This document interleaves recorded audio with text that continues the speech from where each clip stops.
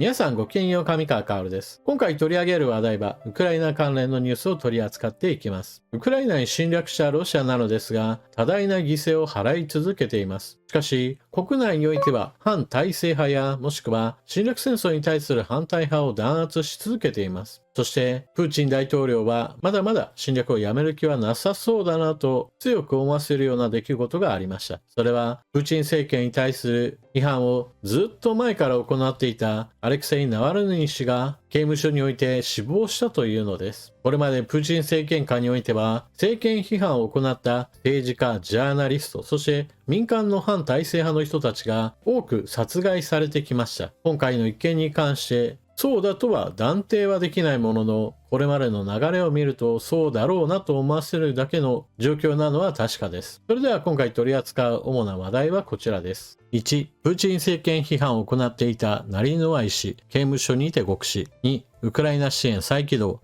ヨーロッパの動き、ドローン100万機の供与。3、ウクライナ支援を徹底阻止。アメリカ共和党の下院議長、月末まで休会することが決まりました。4、東部戦線の激戦地、アウディウィーカの戦局がいよいよ厳しさを増しています。ロシア反体制派のナワリヌイ氏死亡、現地報道週刊先で、ロシアの反体制派指導者アレクセイ・ナワルヌイ氏が16日、週刊先で死去したとロシアメディアが伝えた。強権的なプーチン体制が続くロシアで民主化を訴える反政権デモを率い、近年はロシアの獄中からウクライナ侵攻への批判やプーチン政権の不正を訴えていた。ナワルヌイ氏は2020年8月に一時意識不明の重体となり、欧米がプーチン政権による毒殺未遂疑惑を指摘していた。2021年1月に療養先のドイツからロシアに帰国した直後、司法当局により身柄を拘束された。同年4月にはロシア各地でナワルヌイ氏の解放を求める反政権デモが相次ぎ、治安当局が大規模に取り締まる事態となった。身柄拘束後も獄中からネットを通じたプーチン政権の批判など積極的な情報発信に取り組んできた。2022年2月に始まったロシアのウクライナ侵攻をめぐって平和のために戦おうと侵攻に反対する抗議デモの開催を SNS を通じてロシア国民に呼びかけた。ナワルヌイ氏の死因についてはあくまでもロシア側の発表としては突然死のようなものだったという発表が行われています。しかしこれを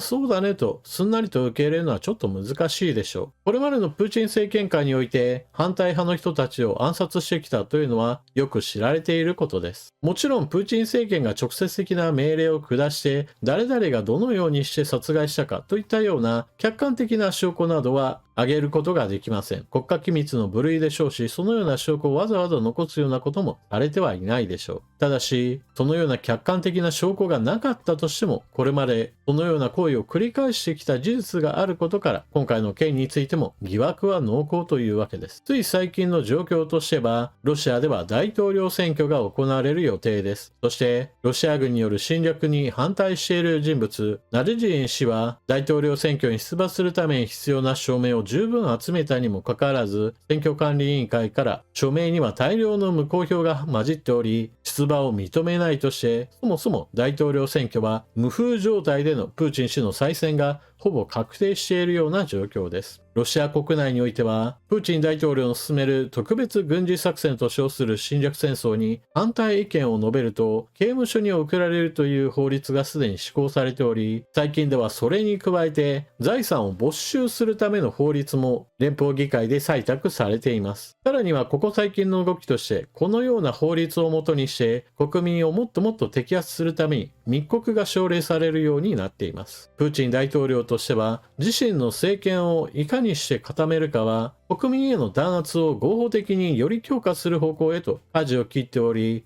少しでも反政権やもしくはプーチン批判の受け皿となるような人物が出てくれば、これを徹底的に根絶やしにしようとしているのだと見られます。このように非常に独裁者としての面が強く押し出されているプーチン大統領なのですが、ロシア側のプロパガンダといったものも積極的に行われており、このようなプーチン大統領を非常に素晴らしい指導者だと称えるような人物なども SNS 上ではかなり活動を活発的に行っており、拡散される情報などに気をつけるようにしてください。次にウクライナ支援再起動。ヨーロッパの動きを見ておきましょう。フランス、ウクライナと2国間安保協定署名、2億ユーロの基金も発表。フフランス大統領府はウクライナとの2国間の安全保障協定を署名すると発表した。フランス大統領府は、ロシアによるウクライナ全面侵攻が間もなく3年目に入る中、すべてのパートナーと共に長期的にウクライナに揺るぎない支援を提供し続ける決意を再確認する機会になるとした。協定は、長期的な人道支援、財政支援、復興支援、軍事支援の枠組みを規定するもの。複数の外交筋によると、フランス政府は民間プロジェクト推進に向け、2億ユーロの基金設立も合わせて発表する。NATO 加盟を目指すウクライナは、昨年7月にドイツ、フランスと2国間の安全保障協定をめぐる協議を開始。外交筋は、ウクライナのゼレンスキー大統領が今週、ドイツ、フランスとの2カ国間の安全保障協定に署名するとの見方を示していた。イギリスは1月、スナク首相がウクライナの首都キーウを訪問した際、ウクライナと2国間の安全保障協定に署名している。この記事の追記なのですが、フランスに続いてドイツも2国間安保協定の署名を発表しています。また、この協定においては軍事支援を含む協定なのですが、日本の場合だと軍事支援を除いた人道支援や復興支援などの協定を結ぶ話が進んでいます。イギリス、フランス、ドイツは少なくとも軍事支援を含む総合的な支援を長期的にウクライナに行うことを国家間の約束として結びました。そして NATO の動き。ウクライナにドローン100万機を提供。NATO のストルベンベルグ事務総長は、複数の NATO 加盟国が協力して、ウクライナにドローンを100万機提供すると発表した。提供は、イギリスとラトビアが主導し、ラトビア国防省によると、ウクライナを含め、ドイツやオランダなど7カ国が合意書を交わし参加するという。イギリスのシャップス国防相は、陸上でも海上でも、ドローンがウクライナで与えるインパクトを目の当たりにしてきたとし、だからこそイギリスはさらに戦場に投入するために国際的な連立を主導すると投稿した。イギリス国防省によると、提供するのはドローンが撮影した映像を見ながら操縦するタイプのもので、敵の陣地、装甲車、爆発物を搭載した船舶を標的にすることができるとしている。イギリスはドローンの製造に約380億円、ラトビアも少なくとも16億円投資するという。合わせて NATO はウクライナ兵の訓練支援でも合意を発表しています。ここ最近の話として、ドローンによる戦果は非常に映像としても残って発表されています。これは砲弾不足のもたらした逆の意味でもちょっと危険な状況で、これまではより遠距離でロシア軍の戦車や装甲車を撃退していたのですが、より前線までロシア軍の攻撃が迫っており、これを対処するためにドローンによる撃破報告も相次いでいる状況だと言えます。しかし、それに伴ってウクライナ軍の方も攻撃の精度を上げているようなので、ロシア軍による攻撃を一方的に受け続けているわけではありません。かなりの反撃を行って被害を与え続けています。次に、ウクライナ支援を徹底阻止するアメリカ共和党の動き。アメリカ議会の動きなのですが、上院においてはウクライナ支援を含む法案が採択されました。民主党、共和党それぞれの話し合いがある程度まとまったのです。ところが下院においては、同じ共和党の中においても、たとえ上院で認めたとしても下院は認めないというかなり強硬な態度を取り続けており、ウクライナ支援を含む法案は採択されません。少なくとも共和党の下院議長はそもそも採択をかけないように月末までの間下院は休会するという決定をしました。これに伴って下院が開かないわけですから、どうやってもウクライナ支援法案はまとまるめどが全く立たないような状況になっています。基本的には共和党下院においてこのようなウクライナ支援を徹底的に阻止する動きが出ているのは、バイデン政権に対する政権批判を強化するためだと思われます。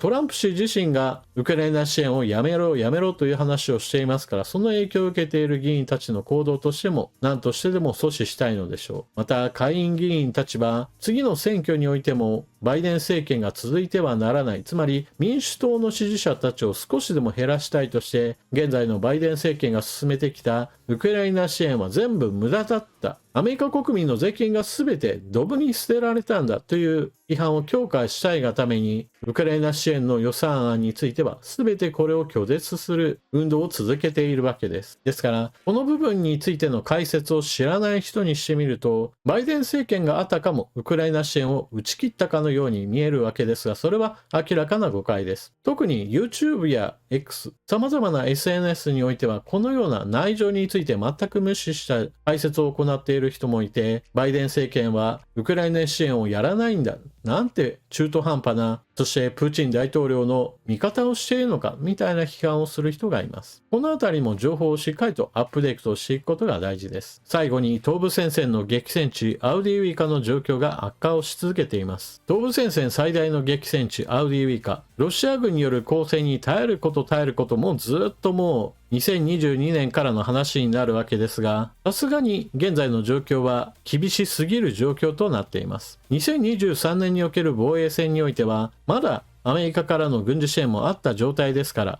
砲撃戦においては互角の戦いを続けてきました。しかし支援が途絶えてしまったがために、特に砲撃戦における戦いではロシア軍の方が圧倒し、より前線までロシア軍の攻撃が迫る場面が増えるようになってしまいました。そしてこれまで持ちこたえていた町の南側の防衛線がついに突破され、アウディウィカの防衛にはこのままでは立ち直る余地がないほどの危険な状態に陥っています。もともとあった北側からの圧力だけでも十分危険だったわけですが、これに加えて南側においても防衛ラインが後退したことにより、町の東側にいた部隊が孤立して包囲される危険性すら高まっています。こうした状況になったがために、一部の部隊は撤退を余儀なくされています。こちらはなんとか脱出を図っているウクライナ軍兵士たち。以前はこの辺りゼレンスキー大統領も視察に訪れたような前線地域です。一方でウクライナ軍に供与された歩兵戦闘車ブラッドレーは現在もなお郊外からたびたび前線へと援護のために戦いへ向かっています。現在のアウディウィーカ、その市内においてブラッドレーなどの兵器を常駐させることはちょっと難しいでしょう。何しろ市内に入るための補給ラインが非常に危険な状態ですから、戦うために前線へ入り、一旦弾を撃ち尽くしたらまた郊外へと帰っていくという形で、歩兵戦闘車は前線へ入ったり出たりを繰り返しています。そしてこちらは市内を巡回するウクライナ軍の装甲車。街はかなりボロボロな状態で、市内でもロシア軍兵士との戦いが始まっています。度重なる市街戦によってウクライナ兵士が立てこもっている住居などの目の前にロシア軍の装甲車の残骸などが残っている状況です。もう去年の段階からアウディウィーカは非常に危険な状況だという解説を行ってきました。それに輪をかけるような形でアメリカ軍からの軍事支援が途絶えた状況がずっと続いて、さらにこの先もその状況が続きそうだという状況なのですから、ウクライナ軍としてはちょっとこの街を守りきることは難しいでしょう。一方でロシア軍の方としては、プーチン大統領の大統領選挙があるわけで、この時に自分たちがより大きな打撃をウクライナ軍に与えた、その証拠としてどこどこの町を占領したということを言いたいわけなので、アウディウィーカに対する攻勢は現在の水準が維持される可能性が高く、毎日のようにロシア軍の戦車や装甲車が吹っ飛ぶ映像が次々と出るにもかかわらず、それでもなおロシア軍の前進が続く可能性が出てきています。ただここで一つポイントなのは、じゃあこれによって全戦線の防衛ラインが崩壊するかといえばそういったわけではありません。結局のところロシア軍もある一点において集中的な攻撃を行うことによってなんとか前進を果たしており、しかもそれは凄まじい数の死傷者を伴っています。実際東部戦線のさらに北側クピャンスクにおける戦いにおいてもロシア軍は大攻勢をかけたといった話が出たわけですが、結局のところ2023年から2024年の現在に至るまでクピャンスク攻略のその糸口もつかめない状況です。おそらく現在がウクライナ軍にとって最も支援が少ない時期だと考えられますから、ここからヨーロッパ側からの軍事支援が再起動し、少しでも状況が改善されれば現在の戦線をある程度保ちつつ戦い続けることはある程度はできるでしょう。問題はアメリカの支援が復活するのか復活しないのか、そしてむしろアメリカがウクライナの足を引っ張るような政権が誕生するのかどうかに、これからの戦いの運命が分かれる可能性が出てきています。というわけで今回の動画はここまで。最後までご視聴いただきありがとうございました。チャンネル登録していない方はぜひともチャンネル登録していってください。そして動画画が見終わったら評価ボタンのクリックとあなたの感想コメント、また情報の整理に役立ったなと思う方はぜひともスーパーチャットのご利用もよろしくお願いします。それでは次の動画でまたお目にかかりましょう。またね。